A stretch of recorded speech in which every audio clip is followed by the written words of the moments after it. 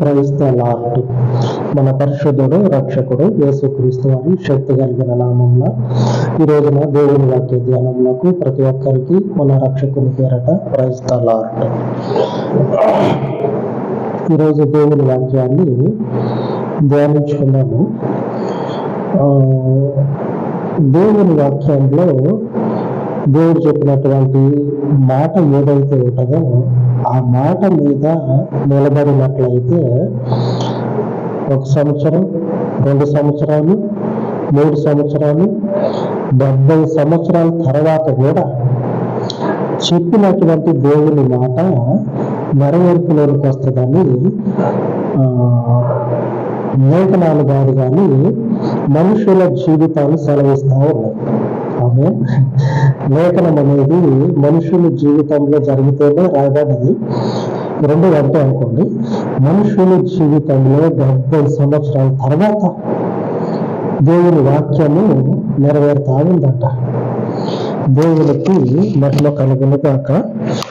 సర్వోన్నతుడైనటువంటి దేవుడు భూమికి ఆకాశానికి హద్దు నియమించి నువ్వెక్కడ అని చెప్పినటువంటి దేవుడు 70 సంవత్సరాల తర్వాత దేవుని మాట నెరవేరుతా ఉన్నదని సేవకుడు గ్రంథముల వలన గ్రహించి దేవుని ముందు నిలబడి ఉపవాసించి ప్రార్థన చేస్తా ఉన్నాడు.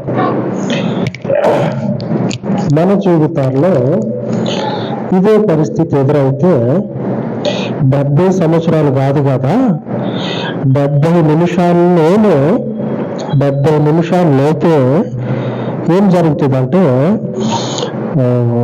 అవిశ్వాసంలో చిక్కుబడిపోతా ఉంటాం. 70 సంవత్సరాలు అక్కడ, 70 నిమిషాలు అక్కడ. 70 రోజులు దేవుడు ఎరుగు, 70 నిమిషాల్లోనే అవిశ్వాసంలో కూరుకుపోయేటువంటి జీవితాలు మనవి. సేవకుని యొక్క విశ్వాసం చూడండి. లేఖనాన్ని చదువుకుందాం. దానియేలు గ్రంథంలో 9వ అధ్యాయము 2వ వచనం. అతని ఏలుబడిలో మొదటి సంవత్సరం నుండి దానియేలనే నేను యెహోవా తన ప్రవక్తయగు ఇర్మీయాకు సెలవిచ్చి తెలియజేసినట్టు యెరూషలేము పాడుగా ఉండవలసిన 70 సంవత్సరములు సంపూర్తి అవుచున్నవని గ్రంథముల వలన గ్రహించితిని.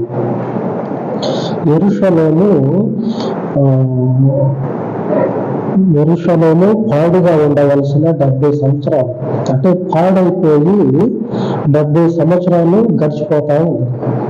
పాడు పెట్టి ఆ దేవాలయము 70 సంవత్సరాలు గడిచిపోతా ఉంది అని గ్రంథాల వలన గ్రహిస్తా ఉన్నాడు సేవకుడు. ఎప్పుడైనా సరే నేను అప్పుడప్పుడు మీతో చెప్తా ఉంటా ఏంటంటే, ఎప్పుడు దేవుని గురించినటువంటి ధ్యానమే, ఎప్పుడూ దేవుడు చూపించినటువంటి దర్శనాల గురించి, ఆయన నాకు చెప్పినటువంటి వాక్యం గురించి రోజులన్నీ కూడా ఆ వాక్యాలలో ఏం చేస్తా ఉన్నా అంటే ధ్యానం చేసుకుంటా ఉంటా అని చెప్పనని. అట్లాగా మనం ధ్యానం చేసుకుంటా ఉంటే వాటి గురించి మన ఆలోచన అనేది కొనసాగుతా ఉన్నది అనుకోండి. అప్పుడు ఏం జరుగుతుందంటే మర్మాలు అనేవి బయటపడతాయి. అంటే మనుష్య మాత్రునికి తెలియనటువంటి గూఢమైన విషయాలు దేవుని ఆత్మ చేత బయలుపరచబడతా ఉంటాయి. ఈ సేవకుడు కూడా ఇర్మీయా గ్రంథం, అలాగనే ఇంకా అంతకుముందు ఉన్నటువంటి ప్రవక్తలు యెరూషలేము గురించి చెప్పినటువంటి వాక్యాలు ఉన్నాయి కదా, ఆ వాక్యాలను గురించి ఈ దానియేలు సేవకుడు చదివినప్పుడు ఆ సేవకునికి దేవుని యొక్క మర్మం అనేది బయటపడ్డది. ఏమని 70 సంవత్సరాల ఈ యెరూషలేము దేవుడు సెలవిచ్చినట్లుగా 70 సంవత్సరాలు గడిచిపోతా ఉన్నది, అంటే పూర్తి అయిపోతా ఉన్నది. రేపో మాపో 70 సంవత్సరాలు కంప్లీట్ అయిన తర్వాత పరిస్థితి ఉంది. దేవుడు తన ప్రజల గురించి, దేవుడు తన ఆలయం గురించి, ఆయన పవిత్రమైనటువంటి మందిరం గురించి తర్వాత నెక్స్ట్ స్టెప్ ఏంది, దేవుడు తీసుకునేటువంటి తదుపరి చర్య ఏమిటి అనేటువంటి ఆలోచనలో పడితే దేవుడు దానియేలుకి తెలియజేస్తా ఉన్నాడు. 70 సంవత్సరాలు గడిచిపోతా ఉన్నాయి అని ఆ గ్రంథాలు చదవటం వల్ల తెలిసిందంట. మనం కూడా ఈ బైబిల్ గ్రంథాలు చదువుతూ ఉండాలి. విశ్వాసంలో ఇప్పుడు చిన్న పెద్ద తేడా లేకుండా విశ్వాసంలో అందరూ కూడా మొలకెత్తుతా ఉన్నారు. ఈ మొలకెత్తే క్రమంలోనే, ఈ విశ్వాసాన్ని పొందుకున్నటువంటి ఈ క్రమంలోనే బైబిల్ కూడా చదవండి. మీకు ఆజ్ఞ అనుకోండి, లేకపోతే సలహా అనుకోండి, కానీ బైబిల్ మాత్రం మీ జీవితాల్లో ఒక భాగంగా ఉండాలి. బైబిల్ చదవండి. నేను మరింత దేవుని గురించి చెప్పను. నేను కూడా బైబిలే చదువుతా. బైబిల్ తప్పించి వేరేది ఏది కూడా చదవను. వేరేది ఏదైనా సరే చదవను. బైబిల్ ఒకటి మాత్రమే చదువుతా. ఎందుకంటే బైబిల్ దేవునిది కాబట్టి. దేవుని మాట కావాలి నాకు. దేవుని మాట బైబిల్లో మాత్రమే ఉంటుంది. అందుకని బైబిల్ మాత్రమే చదువుతా. మీరు కూడా బైబిల్ మాత్రమే చదవండి, ఒక భాగంగా చేసుకోండి. అప్పుడేం జరుగుతుందంటే దేవుని విషయాలు అనేవి మీకు బయలుపరచబడతా ఉంటాయి. బైబిల్ జ్ఞానం అనేది చదువుకుంటే వచ్చేటువంటిది కాదు. ఆ చదువుకున్నటువంటి ఆ విషయాలని మనం జీర్ణించుకోవాలా. ఆ విషయాలలో మనము తలమునకలైనప్పుడు ప్రార్థనలో కావచ్చు, లేకపోతే మన రోజువారీ జీవితంలో దేవుని వాక్యంతో నడవటంలో కావచ్చు, అప్పుడేం జరుగుతుందంటే దేవుని యొక్క గూఢమైనటువంటి విషయాలు బయలుపరచబడతాయి. చదివినంత మాత్రాన్ని బయలుపరచబడవు. చదవాలా, అందులో ఉన్నటువంటి విషయాల గురించి ప్రార్థనలో నిలబడాలా. ఇక అన్ని చేయాలి. ప్రార్థనలో నిలబడాలా, ప్రార్థనకు తగ్గట్లుగా మనము జీవించాలా. వాక్యానుసారమైన జీవితం అంటారు కదా, అటువంటి జీవితం కలిగి ఉండాలి. అప్పుడు అన్ని కూడా ఏం జరుగుతాయి అంటే బయలుపరచబడతాయి. దానియేలు ప్రవక్తకి ఆ విధంగానే దేవుడు బయలుపరచాడు. 70 సంవత్సరాలు పూర్తయిపోతా ఉన్నాయి.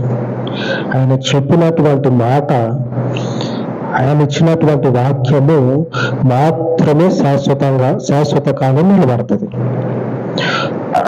ఆ తదుపరి పర్యావసనం ఏంటి, ఆ తర్వాత దేవుడు తీసుకునేటువంటి చర్య ఏంటి మీరు ఆలోచన చేస్తే మీకు తెలుస్తుంది. ఏం తెలుస్తుంది అంటే 70 సంవత్సరాలు దేవుడు వాక్యం ఇచ్చి నెరవేర్చాడు. పాడుగా ఉండాలని చెప్పినాను యెరూషలేము గురించి దేవుడు చెప్పి ఆ దేవాలయాన్ని పాడుగా ఉంచిన తర్వాత దేవుడు చేయబోయేటువంటి కార్యం ఏంటి, దేవుని యొక్క క్రియ ఏమిటి అని ఆలోచన చేస్తే, కోరేషు అనేటువంటి రాజు అన్య జనాంగంలో ఉన్నటువంటి మనుషుడు. అంటే ఒక మాటలో చెప్పుకోవాలంటే దేవుని గురించి తెలియనటువంటి మనుషుడు, ఒక రాజు ఆజ్ఞ ఇస్తా ఉన్నాడు. అంటే ఒక శాసనాన్ని పుట్టిస్తా ఉన్నాడు. 70 సంవత్సరాల తర్వాత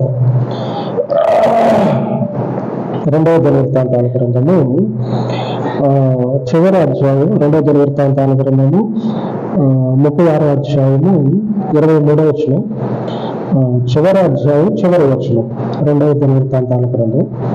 పారసీక దేశపు రాజైన కోరేషు ఆజ్ఞాపించినదేమనగా, ఆకాశమండలి దేవుడైన యెహోవా లోకమందున్న సకల జనములను నా వశము చేసి యూదా దేశమందున్న యెరూషలేములో తనకు మందిరమును కట్టించుమని నాకు ఆజ్ఞ ఇచ్చి ఉన్నాడు.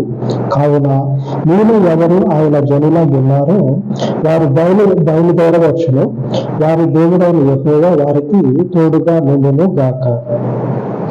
తరువాత జరగబోయేది ఏమిటంటే, ఈ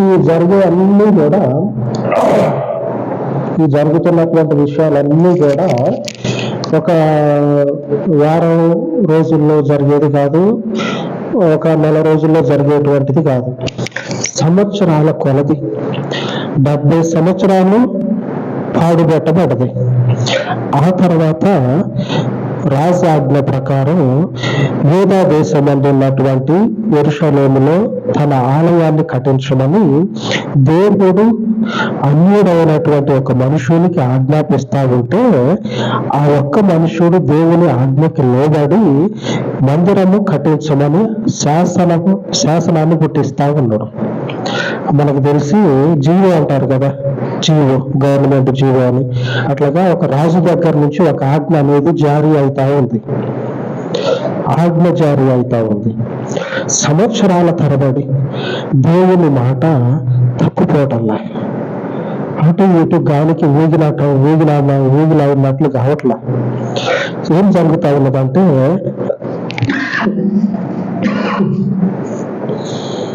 ఆ దేవుని వాక్యము నెరవేరుతా ఉంది, నెరవేర్పులోకి వస్తా ఉంది.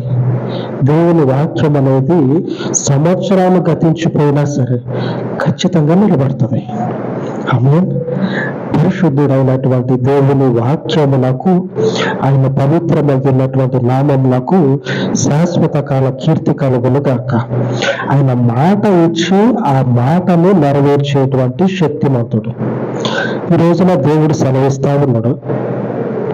దేవుని వాక్య ధ్యానంలో భాగంగా ఈరోజు మనము హెబ్రీయులకు రాసిన పత్రిక 11వ అధ్యాయము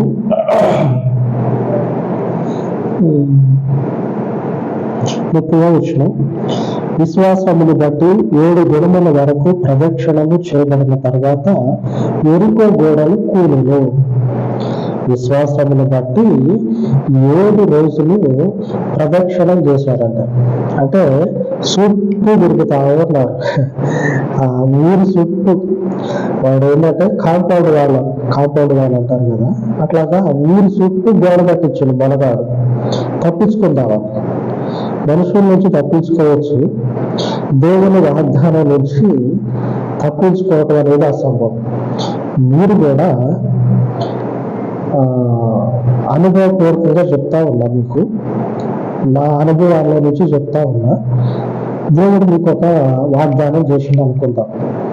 ఆ వాగ్దానం ఏంటంటే, ఆకాశంలో తలబెట్టి గర్వపు మాటలు మాట్లాడే వాళ్ళు ఉంటారు కదా, అటువంటి వారిని దేవుడు నేను వాడిని లేకుండానే చేస్తా, వాడి గర్వాన్ని భూమికి దించుతా అని దేవుడు మీతో చెప్పిండే అనుకోండి. ఆ మాట మీకు ఖచ్చితంగా నెరవేరుతుంది. నేను అనుభవాల్లో నుంచి చెప్తున్నా అని చెప్పాను అన్నా కదా, నాకు జరిగేది. ఎప్పుడంటే సంవత్సరాలు గడవాలి, ఒక 2 ఏళ్ళు 3 ఏళ్ళు, 2 సంవత్సరాలు 3 సంవత్సరాలు గడవాలి. గడిచిన తర్వాత ఆ వాక్యము కొద్దిగా నెరవేరటం జరుగుతుంది. 2 ఏళ్ళు అయింది, ఆ వాక్యం నెరవేరటం స్టార్ట్ అయింది. స్టార్ట్ అయిన తర్వాత ఒక 6 నెలలకి, సంవత్సరానికి ఆ వాక్యము ఒక పావంతు నెరవేరుతుంది. ఆ తర్వాత ఒక 6 నెలలకి సగం నెరవేరుతుంది. అట్లాగా దేవుడు వాగ్దానం చేసిన తర్వాత 2 సంవత్సరాలకి లేదా 3 సంవత్సరాలకి కొద్దిగా నెరవేరుతుంది. ఆ తర్వాత ఏం జరుగుతుందంటే సగం నెరవేరుతుంది. అప్పుడు ఎంబడే కాదు, అది కూడా చెప్తా ఉన్నా.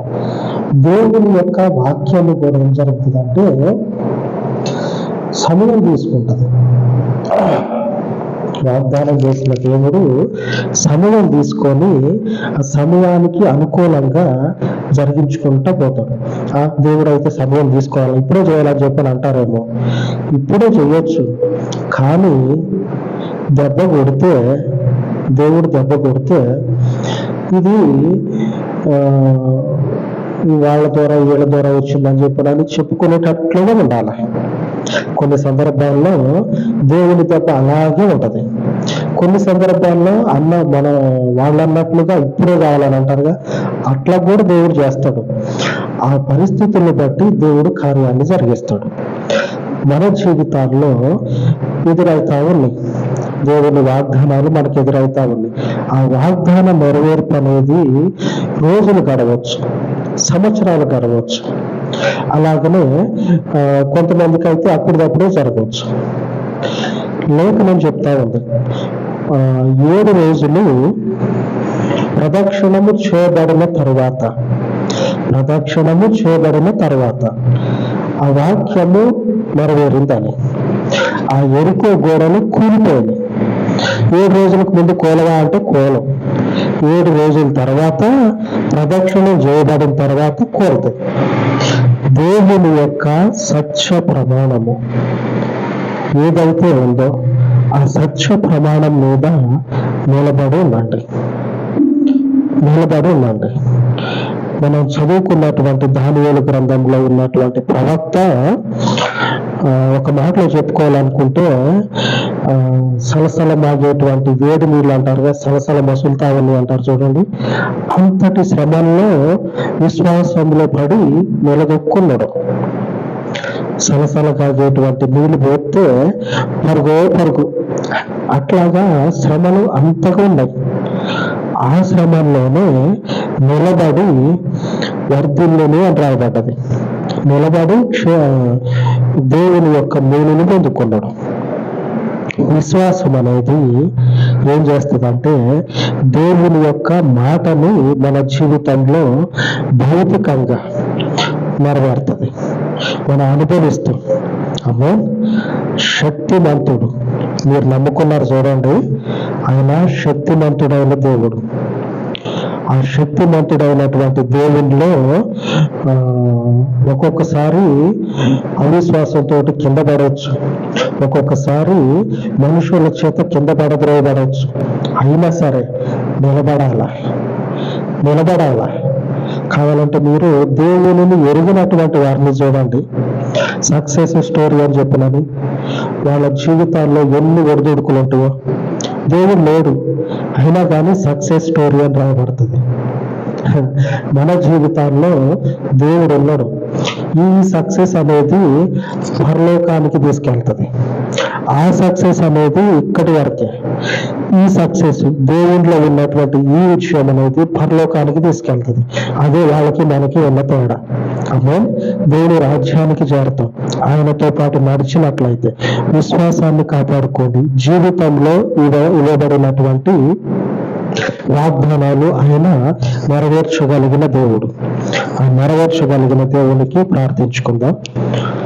పరిశుద్ధుడు అయిన తండ్రి, అద్వితీయుడవు, ఆశ్చర్యకరుడవు, అపారమైనటువంటి మీ పరలోకపు శక్తి చేత 7 దినముల తర్వాత తండ్రి ఎరికో గోడలు కూల్చినటువంటి మీ గొప్ప శక్తి చేత ఈ దినమున పరిశుద్ధాత్మ దేవ, మీ పవిత్రమైనటువంటి పరిచర్య గురించి, మీ పవిత్రమైనటువంటి ప్రజల గురించి మీరు చేసినటువంటి వాగ్దానము ఏదైతే ఉన్నదో ఆ వాగ్దానంలోని తండ్రి వారు స్వతంత్రించుకున్నట్లు వారి విశ్వాసమును మీ యొక్క దక్షిణ హస్తములో తండ్రి కాపాడమని, సాహస కార్యములను జరిగించి మీ గొప్ప కుడి చేతిని చాపి వారి పక్షముగా తండ్రి మీ పరలోకపు గొప్ప కార్యములను జరిగించి మీ మార్గం అందున్నటువంటి మీ ప్రజలందరినీ కూడా విశ్వాసములో తండ్రి స్థిరపరచి వారిని బలపరచండి. మీ కార్యముల చేత వారిని దీవించండి. మీ శక్తి కలిగినటువంటి కార్యముల చేత వారిని దర్శించండి. నీవు మాత్రమే శాశ్వత కాలపు దేవుడవని మీ కార్యములను తండ్రి వారు పొందుకొని మీ సన్నిధిలో వారు నిలిచినట్లు మీ పరలోకపు కృపను కుమ్మరింపచేయమని మీ సజీవమైన నామమునకు ఈ మనవులను ప్రతిష్ఠించి యేసుక్రీస్తు మహిమ కలిగిన నామమున ప్రార్థించి వేడుకొనుచున్నాను తండ్రి. ఆమేన్, ఆమేన్. మన పరిశుద్ధుడైన దేవుని కృప నిత్యము మనకు తోడై ఉండును గాక. ఆమేన్, ఆమేన్.